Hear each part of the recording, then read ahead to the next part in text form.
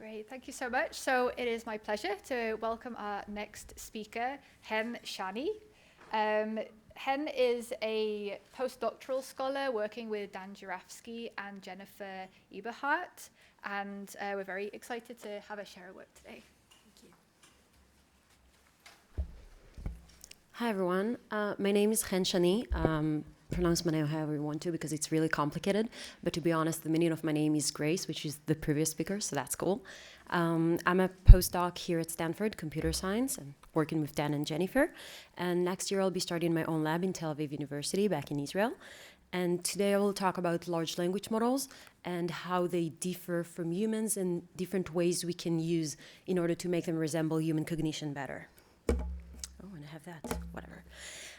So you've all seen and probably played with language models, which are basically just text generators, but they're so impressive. They transformed literally every industry we have: healthcare, law, education, entertainment, manufacturing, and more. In terms of terminology, all language models are large language models because they have millions, billions, and sometimes even trillions of parameters. So it doesn't matter how you say that. So how exactly do language models learn human language? We have a sentence such as, "My wife gave birth last night." And then we mask parts of this sentence, like this.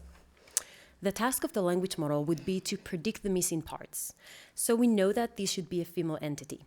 It could be a spouse, a sister or a daughter, or a mother, or a more distant family member, such as your boss or your neighbor, or even a pet. There are a lot of good completions here. If the language model predicted correctly the word wife, the loss function will be 0. That means no mistake.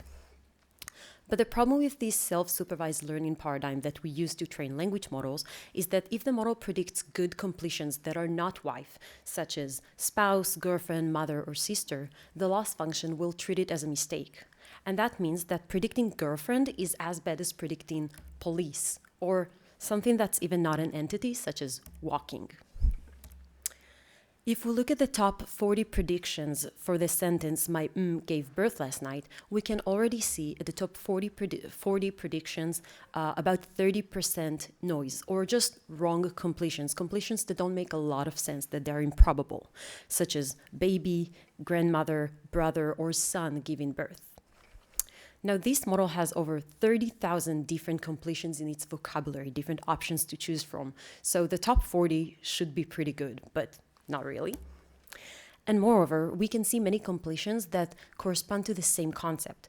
We have mother, mom with a U, mommy, and mama, that they all represent the mother concept. We have the partner concept containing wife, girlfriend, fiance, etc. Or the younger family member concept containing daughter, child, granddaughter, and kid. If we look at another example, the sentence, "I went to the parent-teacher conference with my blank." Again, we can see about 30% noise or improbable completions at the top 10 completions according to the language model.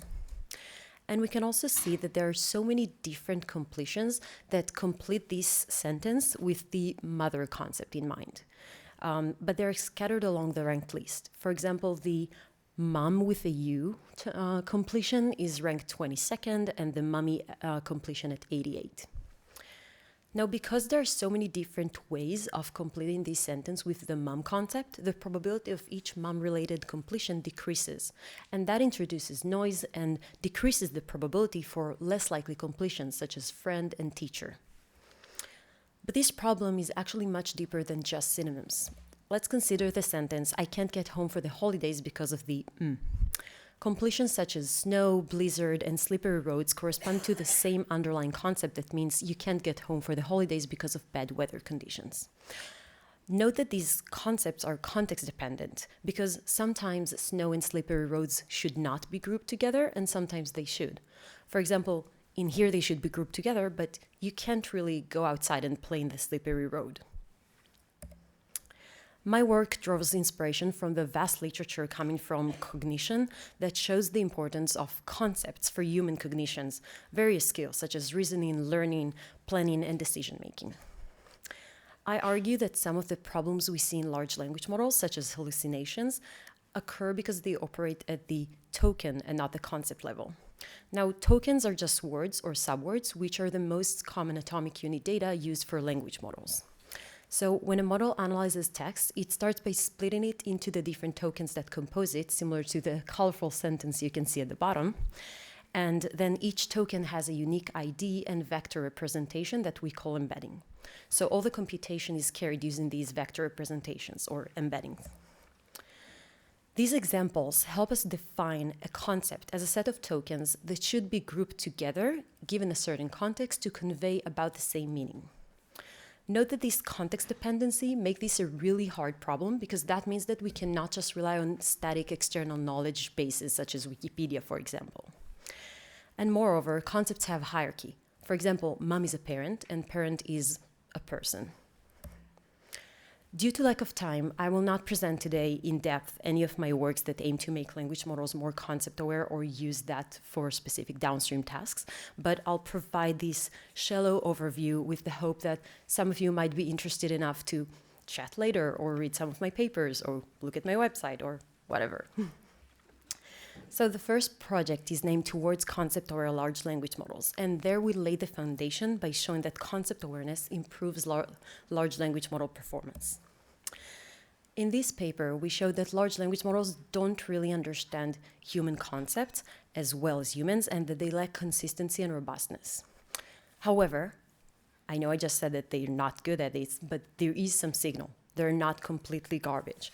So we created this proof of concept method that is a post-processing method that shifts any off-the-shelf large language model from the token to the concept level by distilling this signal that's already captured in the parameters of the language model. We did that with no further training, and we showed that it aligns the text generated by the language model better with human intuition. So how does it look like? The input is a mask sentence, such as I went to the parent-teacher conference with my blank. First, we automatically generate paraphrases, which are sentences that convey about the same meaning. For example, as a parent-teacher conference attendee, I went with my blank. Next, we use a language model to generate the top most probable completions for both the original sentence and its paraphrases. To reduce noise, we filter completions that did not repeat a lot of times throughout the different paraphrases. And that helps us remove these out-of-context random completions that do not make a lot of sense. We then extract the contextual vector representation, or embedding, of the remaining completions, and we cluster them based on these contextual embeddings. Now, ideally, these clusters would correspond to human concepts, and that's what we can see here. Let's look at the leftmost cluster. We have mom, mother, mom with a U, dad, and father. Great. And then we take these clusters and we rank them in order to have a probability distribution over clusters instead of individual tokens.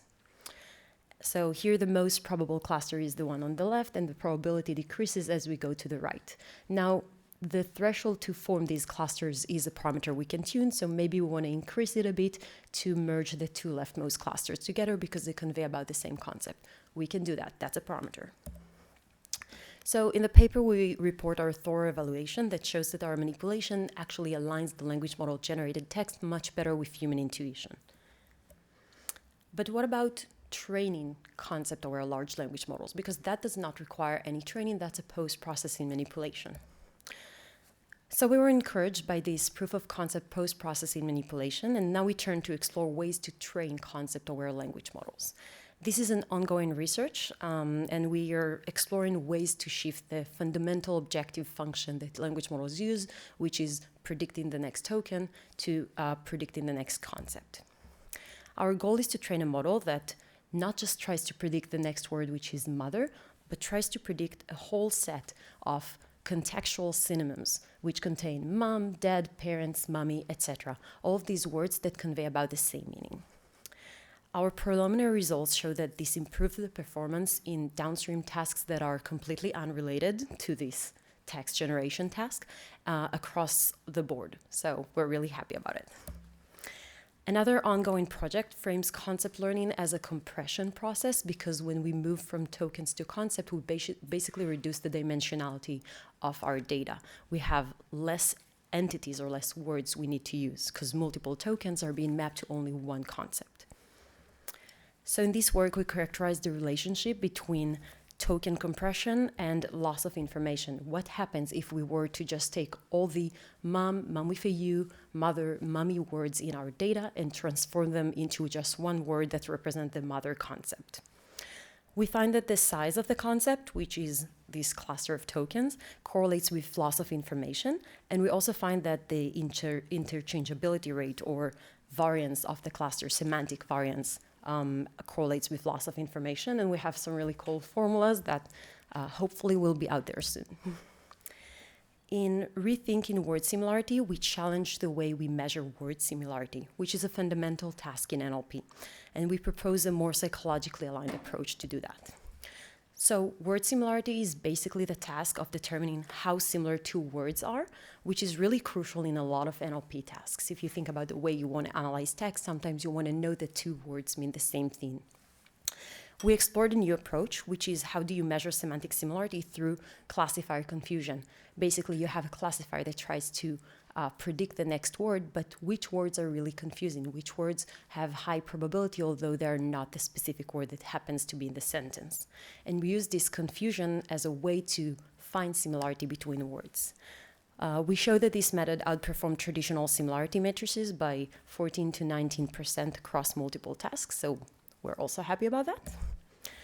And due to lack of time, I'm not going to talk about all the rest of the projects, but to conclude, it seems like concept awareness in language models has this untapped potential, which I'm still exploring. I'm open to collaborations, thoughts, everything.